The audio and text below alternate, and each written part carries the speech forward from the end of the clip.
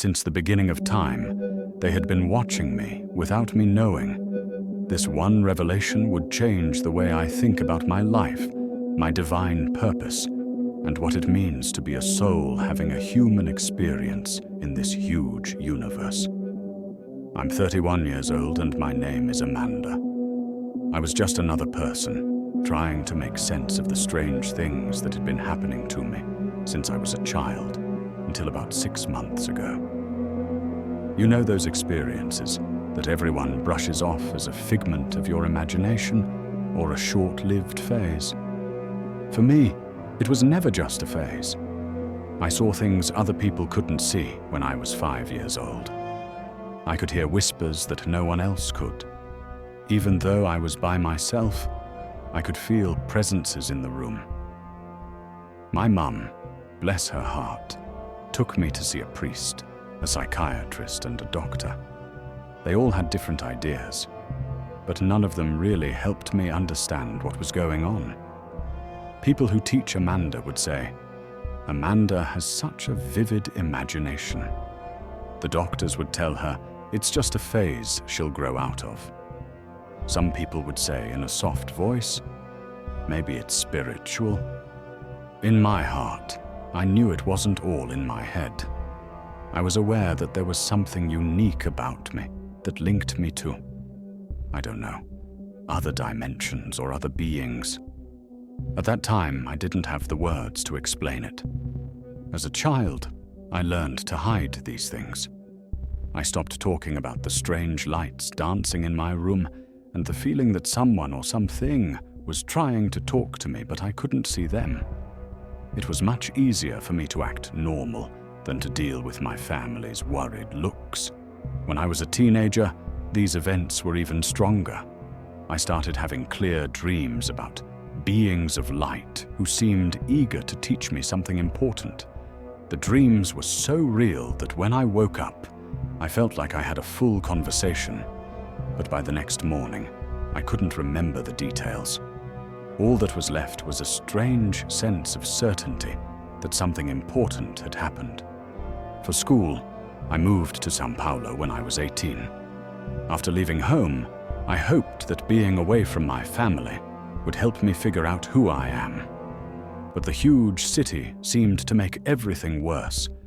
It felt like there were more spiritual things going on there, more voices and presences. I looked into occult groups and spiritualist centers while I was in college, hoping to find something that could help me. It was a huge relief to find other people with similar stories. I was glad I wasn't the only one who felt this way. Still, no one else's experiences were exactly the same as mine. It wasn't just visions or intuition that made up my life. It seemed like beings were trying to make direct contact, but I couldn't figure out what they were saying. It was really frustrating. I got a job at a local newspaper, writing about cultural events after I graduated. I had a normal life, a small apartment, and a few relationships that didn't quite last. You might find it hard to explain to your partner that you sometimes talk to ghosts. Before we broke up, my ex-boyfriend told me, "Amanda, you know, you're a little weird. Sometimes it feels like you're listening to something else, like there's another person in the room." He had no idea how right he was. Things really got bad for me when I turned 30. The presences I'd felt since I was a child tried to get in touch with me more often and more urgently. I began waking up in the middle of the night with the clear impression that someone was in the room with me. There wasn't a scary feeling. It was more like someone was waiting for me to finally pay attention. I had that feeling again when I woke up at 3 a.m. one night, about 8 months ago. I was going to try to ignore it and go back to sleep, but this time I chose to sit up in bed and just listen. As I spoke out loud, "Okay," I felt a little stupid. "If there is someone there, I'm here now. You've been trying to get in touch with me for years. Listen to me." The next thing that happened is hard to describe. It changed the temperature of the room itself. It wasn't warmer or colder. It was just different. There was something different about the air itself. From the corner of the room, a soft light began to appear. I wanted to close my eyes and act like it wasn't happening at first. But there was a voice inside me that told me, "No, not this time. You will look this time." When I opened my eyes, I looked straight ahead at the light. It got stronger over time and took on a shape.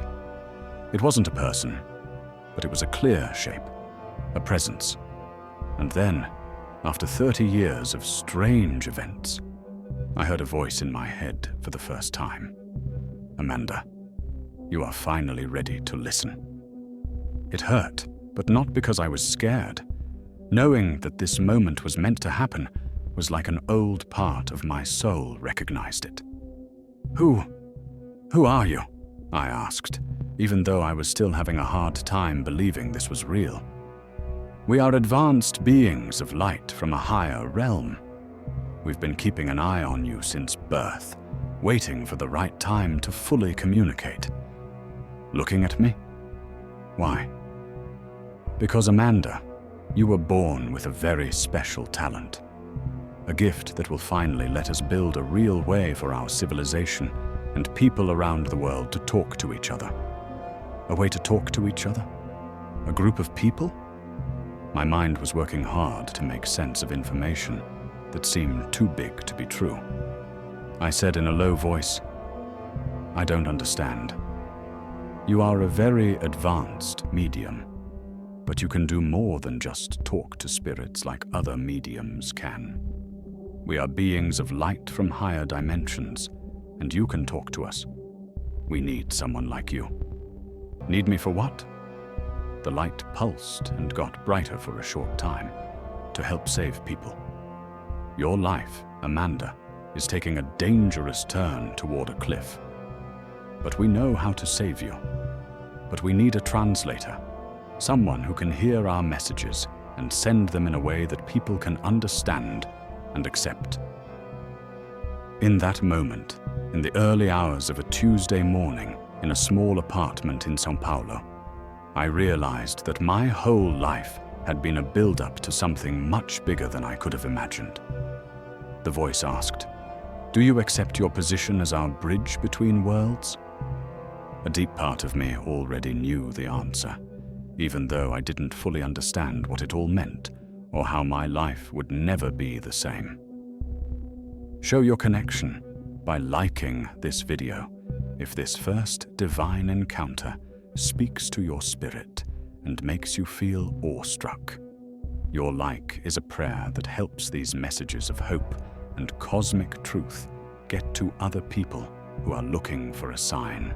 But first, let me go back in time and tell you more about myself. Maybe you'll recognize yourself or someone you know who has been through something similar. My family is very traditional, and I was born in Campinas, which is in the middle of São Paulo.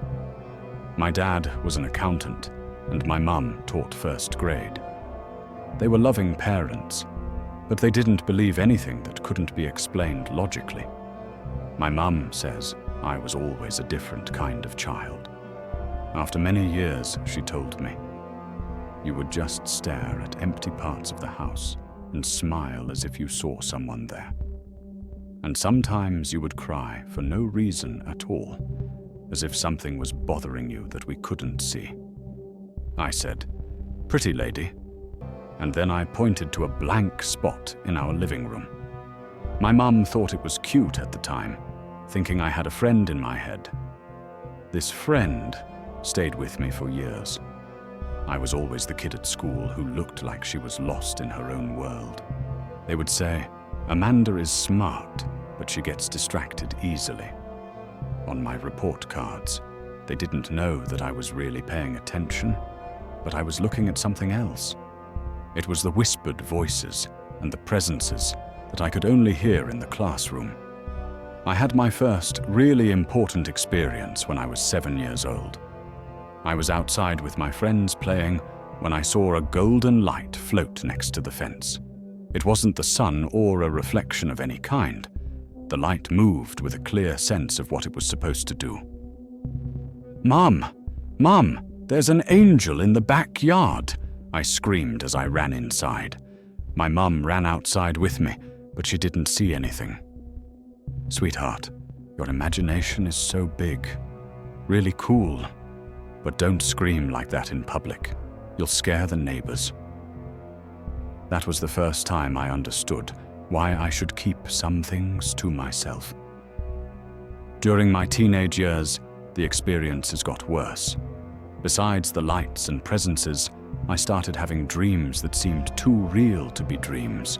In my dream, I was in huge places made of crystalline light, talking to beings that gave off pure love. In these dreams, they would tell Amanda, "You need to get ready. Our voice in the physical world will one day be you." When I woke up, these words would keep going through my mind. But when I was at school or with friends, it all seemed too far away to be real. Due to my strange behavior, my parents took me to a number of specialists.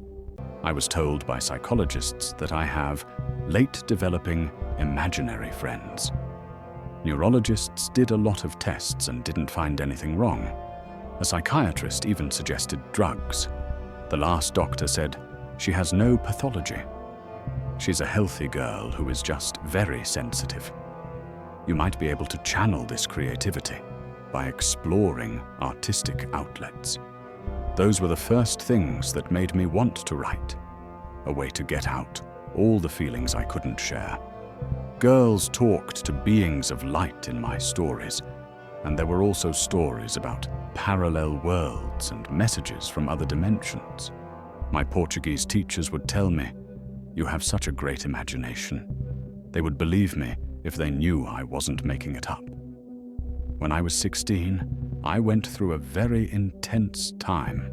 The dreams happened more often, and the presences were stronger. I woke up one night to a clear voice telling me, "Amanda, you need to learn how to talk to people. It's very important for your mission." A mission? Why the mission? That's why I chose to go to college and study journalism. I didn't want to be a teacher because I loved my job. I wanted to learn how to explain complicated ideas in easy-to-understand language for some reason. I finally gave myself a mission to explore these experiences more freely while attending college in São Paulo, far from my family. I joined spiritualist groups, meditation centers, and workshops on how to be a medium. It made me feel so much better when I met other people with the same gifts as me. "Amanda, your sensitivity is extraordinary," Mrs. Irissima, a well-known medium I met, told me. "I've seen other mediums before, but yours is the best. It feels like you're picking up very high frequencies." High frequencies. I thought about that phrase for a long time. When I was done with school, I got a job at the local newspaper. It gave me a stable income, but I always felt like I wasn't using all of my potential because I was sleeping on it. It was like having a grand piano, but only being able to play easy nursery rhymes. Take a moment to affirm your journey if you've ever felt like Amanda did. Like you could sense something other people couldn't see, or like you were meant for something more. What do you think? God's plan is being heard by my spirit. Another soul who feels alone on their spiritual journey may find comfort in your words, which are a prayer. The being of light changed the course of my life completely after I met them. It was like I had snapped out of a dream that had been going on for 30 years and was finally seeing the real world.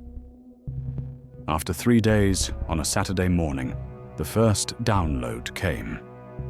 As I sipped my coffee, I felt that familiar change in the energy of the room. This time, though, I didn't see a presence. I got something completely different. It felt like someone had put a flash drive right into my head. All of a sudden, I knew things I hadn't known moments before. Full, detailed information about how the human energy field works, specific techniques for clearing the energy field, and ways to keep negative influences away. These weren't just ideas or words. I knew everything about them naturally, as if I had studied them for years. I sped to my computer and started typing, letting all the things I had downloaded come out at once. It led to 12 pages of precise, detailed information on energy healing, including methods I had never seen in any book, but that made a lot of sense as I wrote them down. When I was done, I was shocked and read the text again. It didn't seem like it came from me. It felt like I was just a way for knowledge from a much higher source to get to me. That night, the presence came back. The familiar voice asked, "How was your first time with the download?" "It was incredible and terrifying at the same time," I said. "Did I truly receive all that information?" "You did, and this is just the start. You will receive increasingly complex downloads over the next few weeks, including information on planetary healing, methods for raising collective consciousness, and ways to send peace in the midst of chaos." "But why me? Why not someone who is better prepared and knows more?" "Amanda," the voice got softer. "You were picked because you didn't know anything already. Human ideas that limit you have no effect on your mind. You can get the information straight without any filters or changes." It made sense. I always felt limited when I tried to study spirituality or mediumship because of the rules and definitions made by other people. My question was, what exactly is my mission? The being said, "Your mission has 3 main parts. First, you will receive the information we send and understand it. Second, you'll start telling a small group of open-minded people about this information. Third, you will spread these messages to more people, which will help raise everyone's consciousness." It felt like a huge responsibility. How can an ordinary person like me handle such important information? The being said, "You are not alone," as if it knew what was on my mind. "Others around the world are getting missions like this too. You are a translator in a network of people who each specialize in a different area of human evolution." Over the next few days, the downloads got stronger. I learned about things I had never looked into before, like how quantum physics can be used in spirituality, how to meditate with a lot of people, and how to make the energy of cities more balanced. And what was even more amazing was that it all made sense as soon as I experienced it. After a week of the first download, I got a message that changed everything. "Amanda, the second phase is about to start.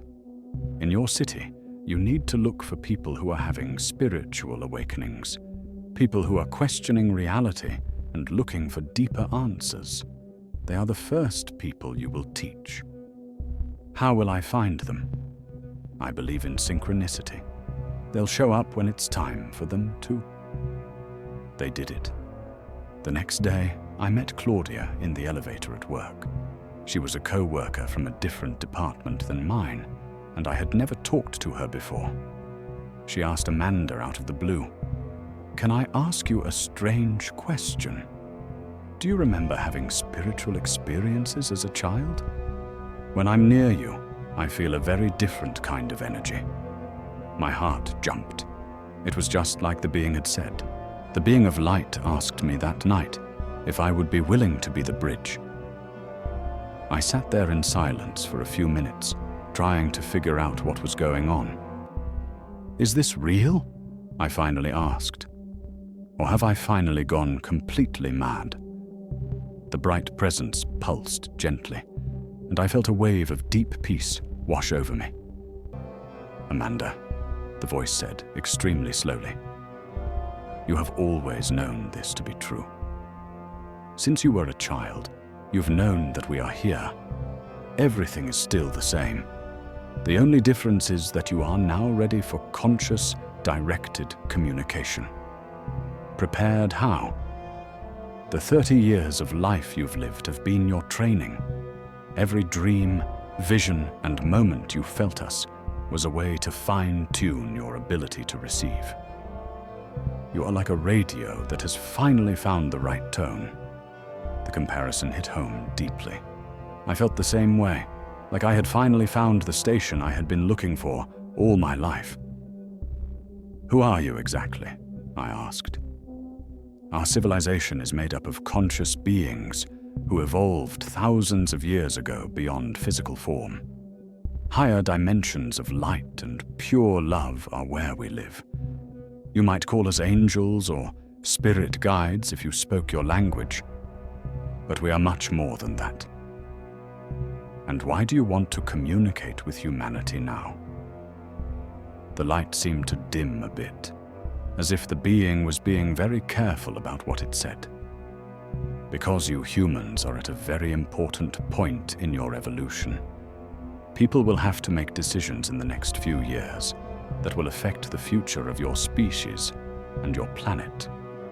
We can help, but we need to be able to talk to you directly. I said, and that's where I come in, as the truth of it hit me. Yes, exactly. You have a unique mix of natural mediumistic abilities and a developed ability to communicate. In order for other people to understand and accept our messages, you can take them as they are and translate them. My heart started to beat fast.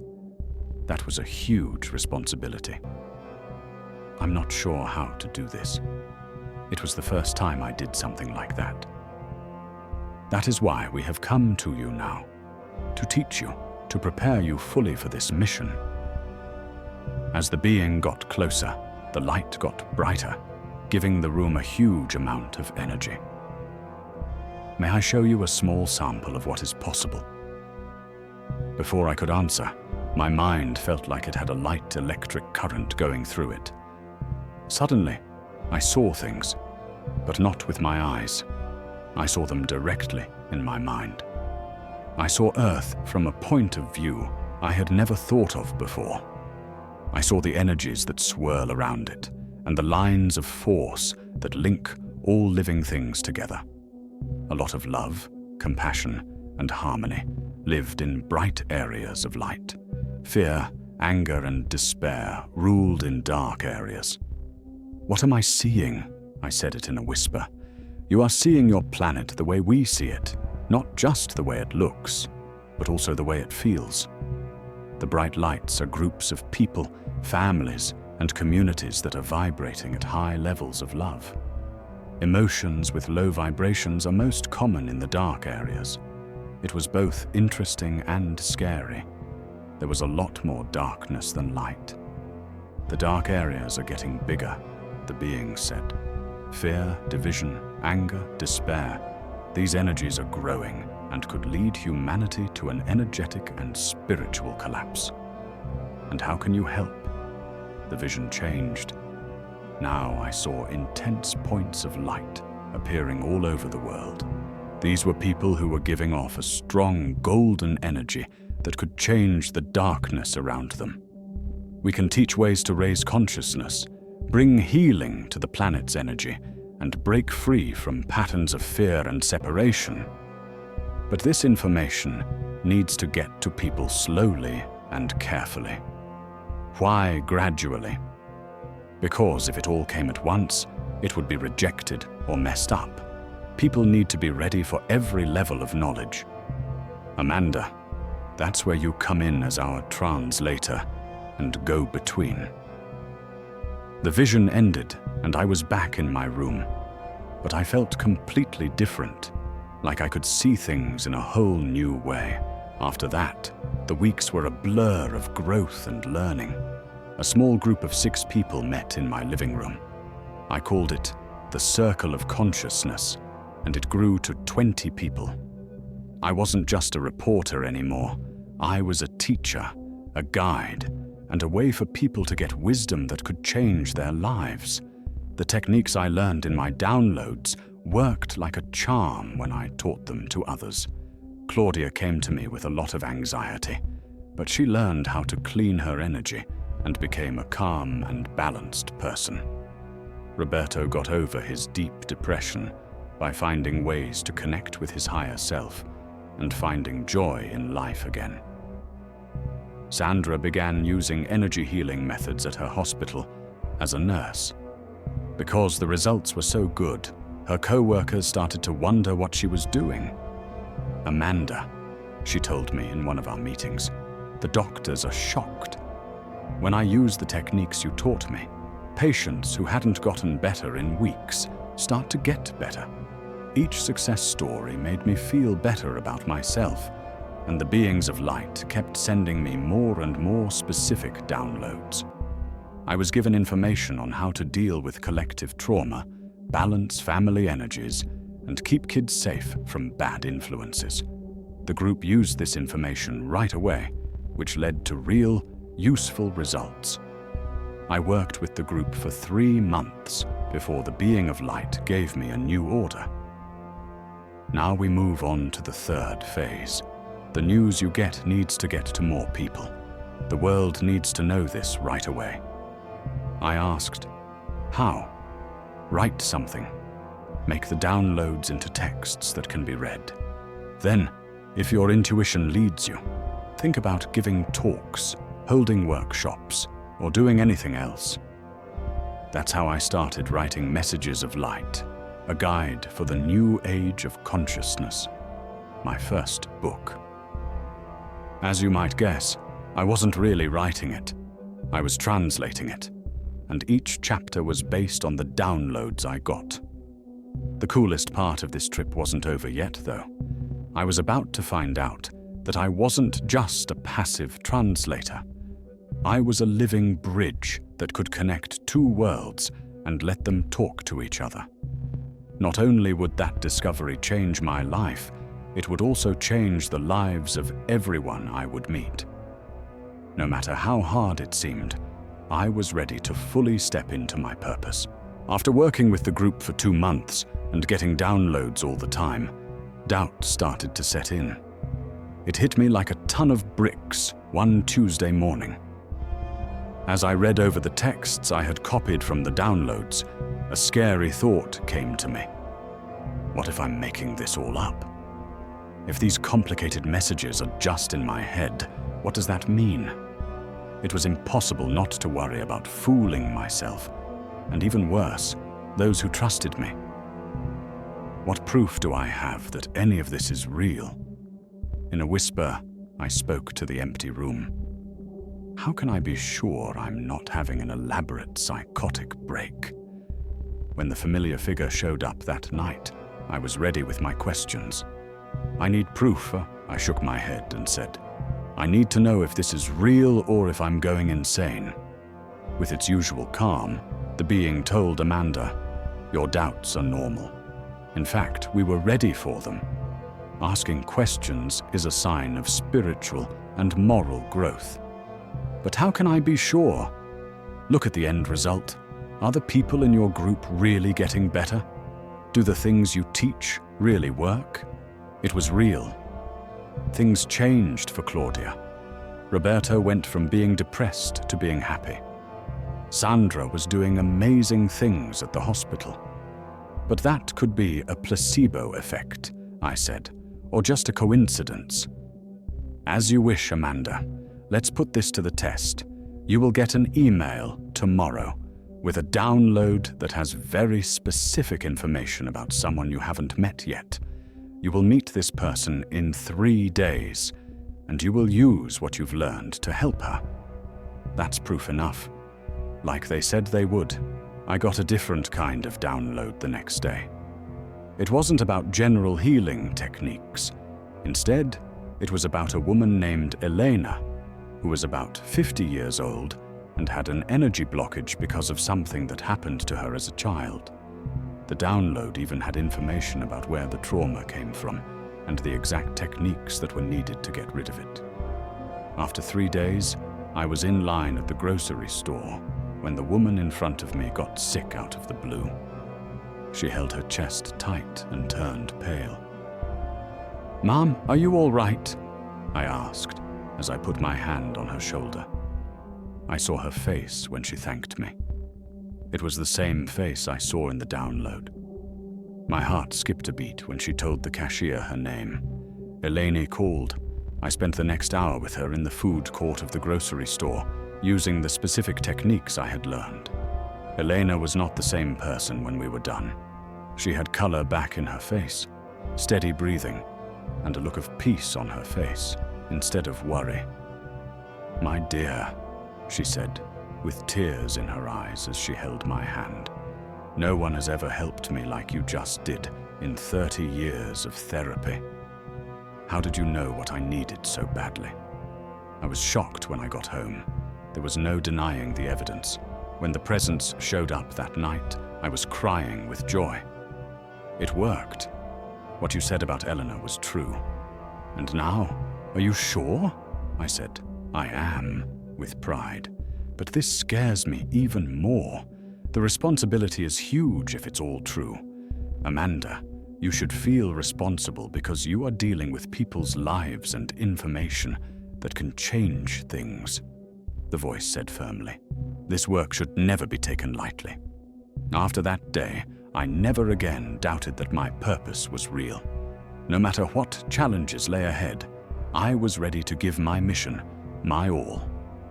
The beings of light decided it was time to show me how big my mission really was after what happened with Gabriel, the boy in the hospital whose coma I helped wake up. After they taught me how to do a collective healing, I was able to help smaller groups, then whole hospital wards, and finally the whole world. What Amanda's story shows is very clear. God often sees a divine purpose in things that people think are strange. Declare your readiness by saying, "I am a vessel for God's mission."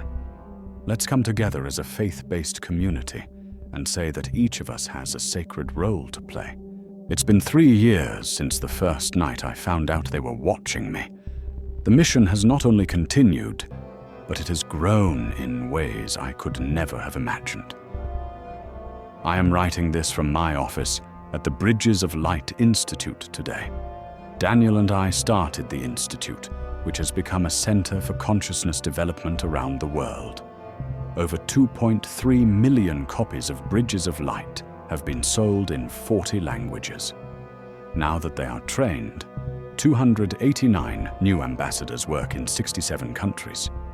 But the numbers don't show what's really going on. The real story is in the many changes happening in people's lives that are having an impact on people all over the world. Everything has changed since the Galactic Council's most recent message. Our Earth has been officially accepted as a candidate for an ascended planet. This is a status only given to civilizations that show they can evolve consciously. "You have succeeded, Amanda," a council member told me 2 months ago. "Humanity has reached the minimum point of light necessary to guarantee its evolution over its collapse." It was only 0.3% of people 10 years ago who were aware of their spiritual nature. That number has now reached 7.2%, thanks to the work of all the ambassadors. Perhaps it seems insignificant, but it has the power to shift the planet's collective consciousness. There are signs all over, new rules for the environment, a huge rise in conscious companies, and now sections at universities like Harvard and Oxford study how spirituality and science are linked.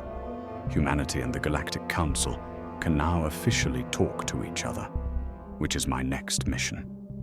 People are ready for the world to officially know that we are not alone in the universe. I will be the first official representative of Earth to other worlds. The end goal is not for a few ambassadors to act as a bridge, but for all people to be able to talk directly to people in other dimensions. Imagine a planet that is consciously linked to a network of advanced civilizations across the galaxy. That's where we're going. Please share your experience in a comment if this story touched you or made you think that you may also have a special mission that needs to be found.